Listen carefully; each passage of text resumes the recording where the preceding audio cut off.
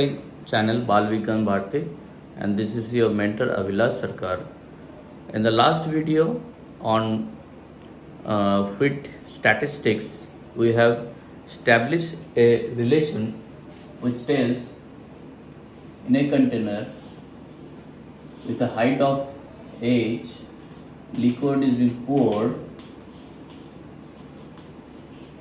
then and the density of the liquid is rho, then the pressure exerted on the bottom part of the container is P given by P atmospheric plus rho H G. This was the relation we have established.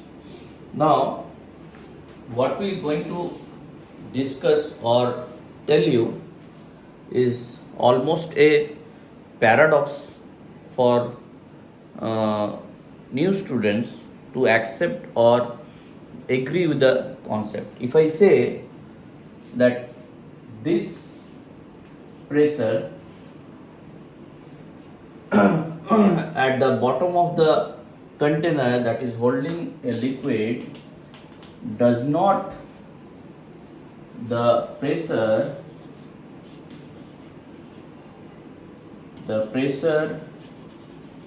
at the bottom of the container holding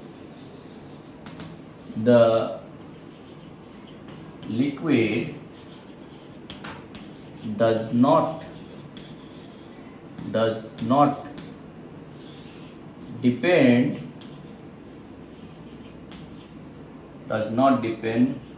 on the shape of the container. If I elaborate it, it stands like that. If I take any shape of the container,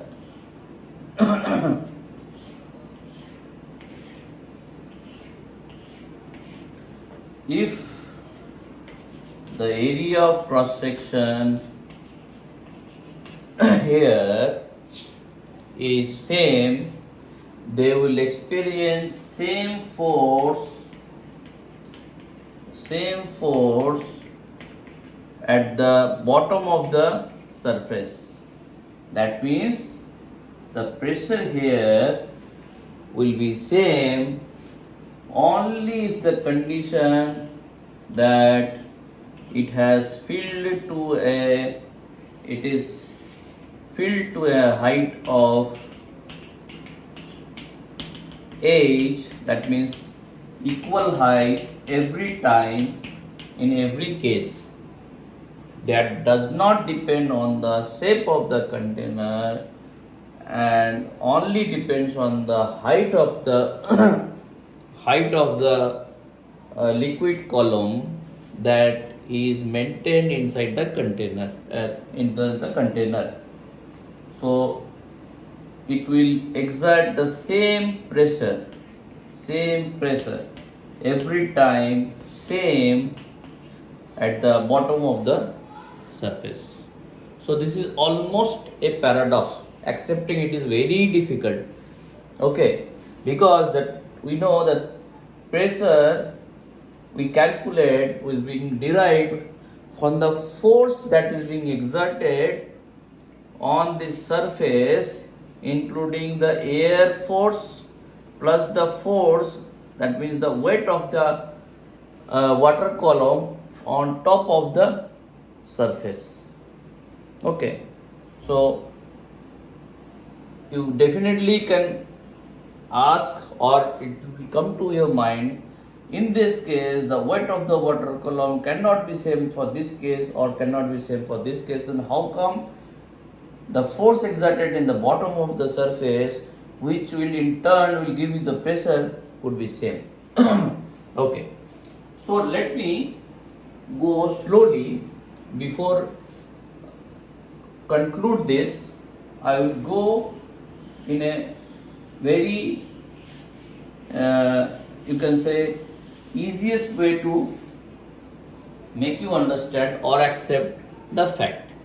Now, in the last video, what I have taken this as a area of A. Let's say I am taking some container of the surface which is maintaining height of h of same liquid,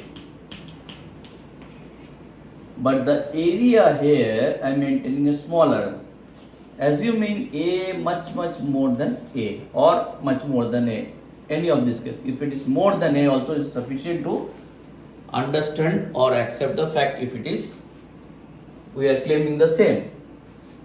Now how do you calculate the pressure here or the force? Force here will be definitely less than the force exerted here. Is F0 have taken, we will take it F0 dash. And the force here, it is mass, it is, I have taken it as m into g, we will take it as a m1 into g. Mass is different, definitely. Okay, now if I see the force, complete force here, it is equal to the F0 dash, the force exerted by the atmosphere, plus the weight of the water existing on top of it. So this will cause the pressure to be created here. Now what we will do to get the pressure, we will multiply with the area of cross section. A this time, this is nothing but A this time, this is nothing but m1g into A. Fine. Now what we will get here? This is unit force per area. Will it be different from the case that earlier? Unit force per area, it is a value that is being decided due to the atmospheric present in the everywhere in the universe. So the force exerted will depend on the cross section. Here cross section is more, here cross section is less. The total force is, it will be different definitely, but force per area, if I even tell that this is something, I can draw a imaginary line which will give you a area of cross section A. The force for this case will be exerted on this area only instead of total area. So force per area, if I calculate for this case also, will definitely match with this, because this is the same media we are talking about and that is in same static condition. So this could not be different from the earlier one. This will definitely will denote by P atmosphere. That will not be because force per area, whatever I will get the value here, it will give the same because I am getting the same media. So now what is your M1 is equal to volume 1 into density, because density will be same, into G by A. Now we will work on this because this part automatically same. So if it is same, so this value now right now I will take it as P1 for some while. This P1 have to prove that has to be same as P. Whatever we have discussed earlier video has to be same. This is my claim. Now let's see here. V1 is what? H into A, cross section into height, this is V, and if I put it here, V1 is equal to H into A into rho into G and that divided by A. So is it a factor which will decide the additional pressure that being created by the column? That only is depending on this, because this value I am getting ultimately H rho G. Will it different from this? Same. Already I have explained this is same. So ultimately P1 is equal to P2. Okay. So that means one thing has been cleared, that whatever be the cross section here, that will not decide the pressure at the bottom of the container due to the fluid, that is air and the media here inside. That will exert the same pressure for this case also and this case also. That means one thing, and we can conclude from this definitely that that pressure exerted does not exerted by fluid. We are talking about fluid statistics. Fluid at static condition does not depend on the cross section of the container at which we are calculating pressure. That one thing you can conclude, that wherever we are calculating pressure, that does not depend on the cross section of that plane or that line. It depends on only the height of the column from the surface of the liquid to the point where the pressure has to be calculated. Okay, so this part is understood. Now coming to the part, it is bit difficult to understand what we have claimed. Now we are talking about the plane, the shape of the container with same cross section but with different shape, containing same liquid at up to the same height. So everywhere we are maintaining h. So theoretically, if we are talking about the ideal fluid, the liquid does not behave like a solid. That we understood, because whatever solid behaves in any dynamics or static will not be same for fluid. Why? Because solid has a definite shape. So for that case, we can, if it is a solid body, then we definitely can tell the center of gravity where it is existing. Okay, but if it is a liquid or a fluid, means gas, or we cannot decide where the CG is, because when it is there in the container, CG may be there, but if it is being converted with this shape, this water column will go high and their CG will change its position, or if it is being flattened further, that water column and CG may come down. If it is being this shape, then CG will be elsewhere. So for a liquid column, it can be, think of a layer by layer dimension. It cannot be a same always. So in a same quantity of fluid can change its center of gravity, and due to that what I can assume, that if I take a boundary of this, if a liquid is existing here, it will not take part, this part of the liquid will not take part to transmit its weight. Whatever is weight will not transmit to this surface. This surface will only experience this part of the water column. It will experience the weight of this part of the water column, what is existing on top of it, and it will not influence because this will be exerted on this column. So what would happen, whatever weight is there, it is being transferred to there, and by that the solid surface, means container is definitely a solid surface, with this surface it will transmit it to the bottom where the container is kept. So this will transmit the load here definitely.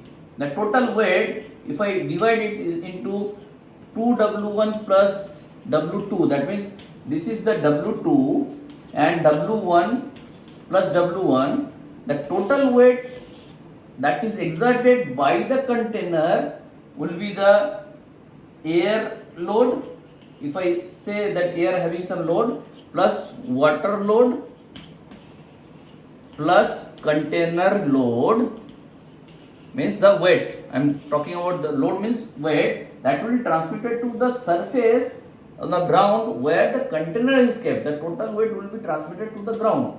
But what force this surface inside the container will experience will be the only the part which is vertically on the top of this surface, just vertically on the top of the surface, that much only it will be exerted. And if we compare this, that force along with the atmospheric pressure, the pressure here will be only dependent on the height of this every time, because if it is having height and if it is having cross section A every time, so the force exerted on A every time, and it is respectively the force will be exerted if I take the vertical column here, or else if I take this time this will add on this additional part. If I remove this will be the lesser than A. So ultimately this W1, this time 2W1 will act on this part along with this column. So all total the weight which will come here, there itself, this weight will also act on this. So if I remove this water column which will act on the surface will be lesser than A. So if I can calculate with a definite dimension, I will definitely get the pressure here due to the force acting which is vertically acted on the surface, on this surface only here in this case, or if you include this total, this will be the added. So with this force, if I calculate every case, I will get pressure equal in each case. Now this can be understood. If you are not satisfied with my explanation, this can be understood if we do a practical experience. What you have to do, you have to take any such container, or the simplest one is to take this could be available in anywhere, this kind of container. What you do, you will also get a valve here. Let's say this is a valve. Okay, I will pour some water in this arm or that arm. Okay, let me put this water first. Up to this will be filled with the water, or because water is the easy available liquid, that's why I am talking about the water. There will be no wastage of that. If we take oil and all that may cause some wastage and you cannot reuse it. That's why I am talking about the water. If you pour water up to some height there and this part is empty, when you open it, slowly water will fill there and it will fill like that. After filling some time until it is being stabilized, you wait for some time. Then when the both level is stabilized, you will definitely see the level here and coming down this level will match each other at same height. If it is H1, this will definitely be H1. This is the simplest experience or experiment you can do, where you can understand the container which is coming up at equilibrium after maintaining the same height, it does not depend its cross section here or there, because up to this there is a same level of water. Now if this cross section is more, this cross section is, as per our theory, if it is higher force is acting, that means there is a chance of means pushing that water at more height to that arm, but that will not happen. Why? Because the pressure exerted on this liquid will not allow him to push it this way, because the respective force that is needed to push this amount of water column to push a little bit height, and need to come across more force to bring it a different height. That will only be proportionate to the pressure, because pressure into area will be the force here itself, and this case this will be the pressure into area. This area will be in equilibrium. That force may be different for this case, but the pressure is always same, and our liquid flows depending on the pressure difference. Okay, pressure difference between the two containers. That's why this also can be experienced at home. If you are living in a home of 2 floor, let's say, and your overhead tank is there, whenever you open a tap at 2nd floor, you will get very less amount, because when you will open a tap, it will flow very slowly, because from here to here up to the tap, the head, that means pressure difference, due to the height is very less. Whereas if we open at ground floor, this will flow very rapidly. The velocity here, it will get more, because there is a pressure head only. And if you go on increasing your height, that the flow will get more rapidly, more velocity you will experience. This is the practical experience, or else you may get some live experience in anywhere in the internet, that they are if we join a different kind of container, keeping same opening everywhere, okay, at the bottom, and this any shape you like, with the same opening at bottom with a valve, and put a pressure gauge here, and put a pressure gauge here. You open it, you will get same reading of pressure here in the all the cases. This is also a practical experience or experiment you can do to understand that the pressure at the bottom of the container does not depend if it is having same height of liquid in every case. These are the things will be much more clear if you go practical. Otherwise, the explanation is this: why it is happening, because the surface under which means the bottom of the container will experience the water column or the fluid column, which is just vertically exerting the pressure. If I can boundary it, only that much fluid column will give the pressure on the boundary. The remaining will be balanced there on the other surface. In this case also, this will exert in this part, this will exert vertically, only this part will experience. In this case, A will not be there, something A1 which is much more less than A. So if I can calculate with the practical dimension, you will get the same pressure in this case also. Force may be different.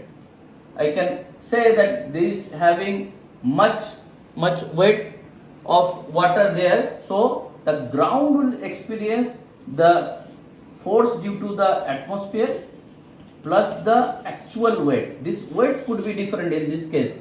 that is having mediocre weight, that could be more, same or more weight, so that weight would exert on the ground itself. But if I consider the liquid, the that is exerting the pressure inside the container will be same always.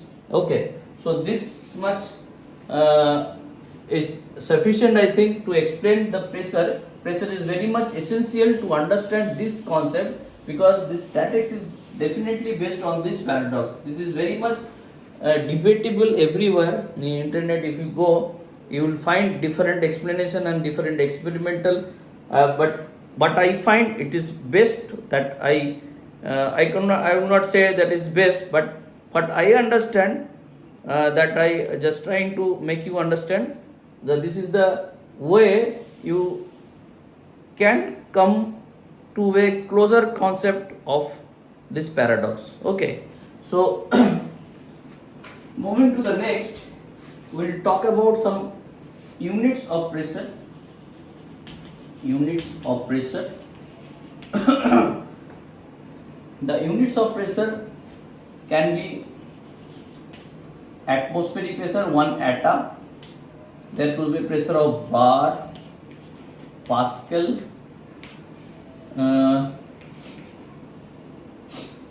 then torr. What else? Torr, bar.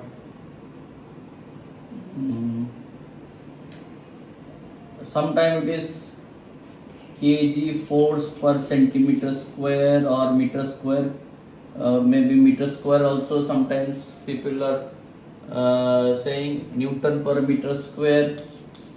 This also may come. This has a relation with this. Okay, so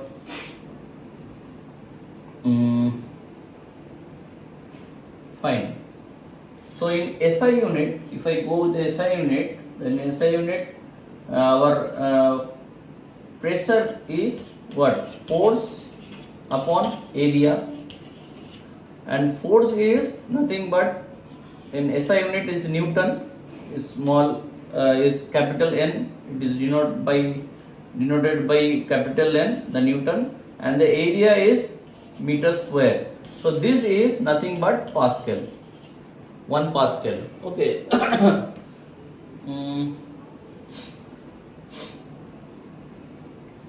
This is 1 Pascal, and then kg force per meter square.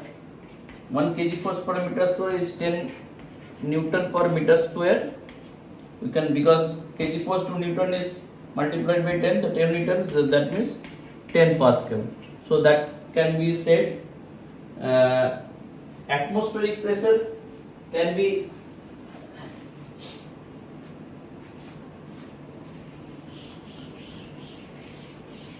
exactly 1.01. 1 atm is 1.01 into 10 to the power 5 Pascal. Okay, so that means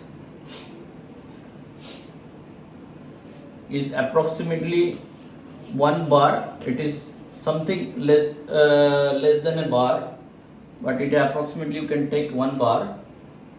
And this is, and the next one, this is atm, Pascal, bar as related. Another unit, atm is completed, bar is completed, that Newton meter is completed. With the Pascal it is being related. This 1 Pascal is equal to 1 Newton meter. 1 Pascal is equal to 1 Newton per meter square. This is already done. So this is bar. This was all related. This was done. Torr, and this is now kg force also related. 1 kg force per meter square. Then we have to multiply the 10, that will convert into Newton per meter square. So the kg force also done. This is torr. I will come back. Torr is just equal to 1 bar. The torr is equal to same as the torr, and the another is 760 millimeter of Hg, and this is equal to the 760 torr. The torr is goes with the name of the scientist Torricelli. Torricelli has some theorem on statistics that we will learn, but 760 millimeter water column, and that is, so that means 1 millimeter of Hg, if I say, that is equal to 1 torr. Okay, so this is the now how this is related to other, that will learn. Okay, now 760 millimeter of Hg, Hg means the mercury. Mercury, the density in SI unit is 10 to the power 3 kg per meter cube. Okay, because the density is mass upon volume, so that 760 is millimeter. So let me convert into meter, so that I can convert all the unit into what is the pressure unit. Pressure is being calculated by H rho G. So this is H, rho is your 13.6 unit, I will write at the end, and G in SI unit is 10. G is what? 10 meter per second square. So now I will write the unit. Here it is meter. For density it is kg per meter cube, into that G is equal to meter per second square. So this cancel, only M will remain. Now let me understand this. So what can I reduce? This can be reduced. This is 100. So ultimately I have to, this also can be reduced. So 10 will be there. So 76 into 1.36, I am reducing by bringing the dots here. So this will be the, and unit will be remaining is kg by meter, and second will be there, second square will be there. So what I will do, kg into, if I bring meter here, so this will be meter square, kg into meter and second square. This is acceleration, kg into, so that means F is m into a, we know. So F m is kg, meter per second square is a. So this is all SI units. This all together we can say what? Newton. Kg per meter square is equal to Newton. So this is Newton per meter square. So unit is over. Now I have to concentrate on this. So this is, if I multiply 76 1.36, this will be the same thing, na? 176 by 1000, 13.6. I have cancelled 10, 0 here, 0. This is 13.6, 76. Let me multiply. Say 6 6 is 36, 3 6 7 is 42, and 3 45. 3 6 is 8 18, 1. So 21, 22, another one 7 and 6. So this will be 6, 8, 5, 13, 10, 12, and 13, 10, 9, and plus 1, 10. So this will be 1 point, and the decimal will come here, 1036 into this. So am I missing anything? 760 is the millimeter of height, millimeter to meter I am converting, so 1000 I am dividing, and this is 10 to the power 3 I have missed here. This will be 10 to the 13.6 into 10 to the power 3 again it will come. Okay, so 10 to the power 3 I have missed there in the calculation. So this will be 10 to the power 3. Okay, now this has come as Newton per meter square. So if I shift 2 decimal there, so there additionally 2 more tens will come. So ultimately this will be converted into a figure that will be equal to approximately 1.0 0.34 I can say into 10 to the power 5 Newton per meter square. So Newton per meter square into 10 to the power 5, if I take, this is equal to 10 to the power 5 Newton per meter square, because Newton per meter square is Pascal. 10 to the power 5 Pascal is what? 10 to the power 5 Pascal is equal to, we have just learned, 10 to the power 5 Pascal is equal to 1 bar or 1 atta, you can say. So this is equal to 1.034 bar.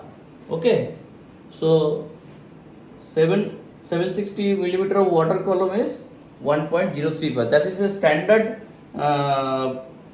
pressure unit. We can always compare with the millimeter for water, millimeter of mercury column, because mercury column does not have some advantage that I will discuss why you have taken, because that does not stick with the glass tube where it is being used, that is having minimum vapor means vapor it is being created if it is being kept in a glass tube and all that. It does not, and it has a density much more than the available liquids that can be taken in a laboratory for experiment.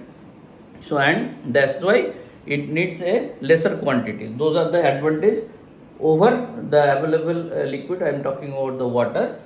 That those advantages are there to take mercury in experiment case. So, and that's why this unit is very important. Millimeter of Hg. What does it being?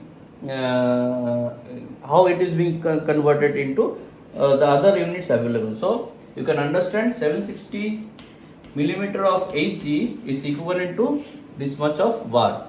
So this is very important, and at the end atta we have learned 1 atta is equal to this much of Pascal, that is equal to 1 bar. 10 to the power 5 Pascal, this is the thing we have calculated. 768 millimeter of Hg is this of Pascal. Now this is equal to this much bar. This is they are telling 1.01, but calculation is coming this much. So you can take round of this 1.01 to 10 Pascal. Okay. So as per calculation is coming, there may be some more. You can say the close numbers are there, that may not be 760 actually, there may be something less, so that will affect the calculation, but you can take this just for calculation, and how that units are coming, I have shown you the calculation. So this is my intention. So you remember all this atta, bar, Pascal and torr, you understood. 1 torr is equal to 1 millimeter of Hg is equal to 1 torr. So this is the equation, and if you know this to others, the torr can be also, because this is not very much frequently used, so I am not going to that. Just for understanding or knowledge, I am just giving it here. And this is the case being related to the pressure. Okay. So now we'll move to the other subject in the next video. This video I am closing here. Just go through 2 videos, because in the later case we'll discuss depending on those concepts. So thank you for now. Good night.